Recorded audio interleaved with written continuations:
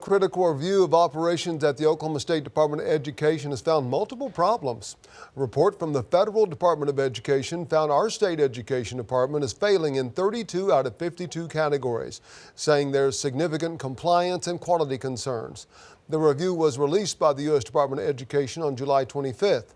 It showed 32 areas that need action, including internal controls, audit requirements, personnel, allocations of finances, and charter school oversight, as well as several Title I programs.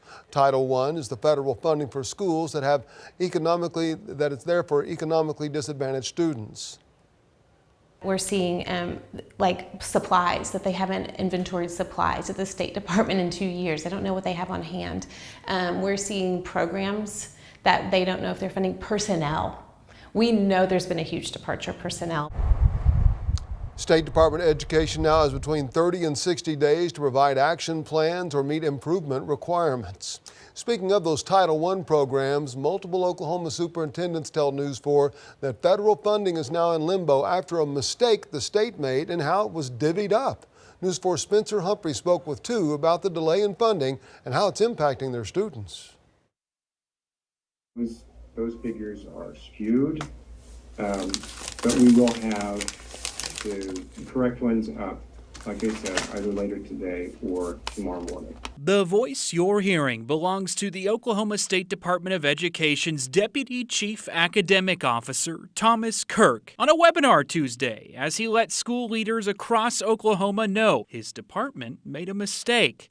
They miscalculated millions of federal Title I dollars. It would explain why Middale Superintendent Rick Cobb and Bixby Superintendent Rob Miller were so confused when they opened their computers Monday. We woke up and the allocation notice wasn't there. They saw zeros in place of what last week were line items on a spreadsheet from the State Department of Education telling them exactly how much Title I money they could expect this year. It had been zeroed out with no communication, no heads up that something was going on. Title I money meant to fund things like tutors, support staff, extra teachers, specialty teachers, and much more for schools with high populations of economically disadvantaged students. These are federal dollars, federal grant dollars that are used to help support students in poverty. Every year, OSDE is supposed to give districts their Title I allocations as early as possible so those districts can create budgets before the federal government's deadline on September 30th. But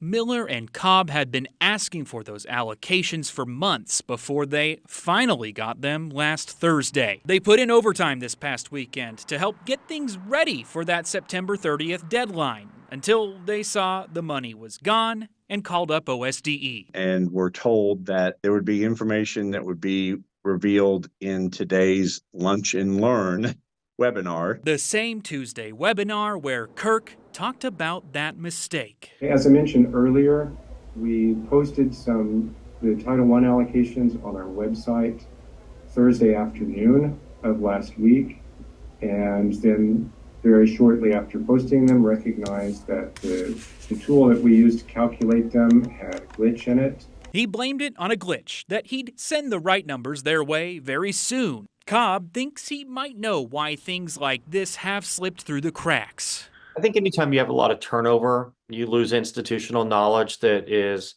critical. As we've reported, numerous longtime OSDE employees have resigned since State Superintendent Ryan Walters took office. I think the biggest issue is they're understaffed. And meanwhile, these superintendents just keep waiting. It's a point where we're ready to move on. We've got school to run. We've got students in our classes now. Spencer Humphrey reporting there. News 4 reached out to the State Education Department with questions about the Title I allocation issues. We did not get a response.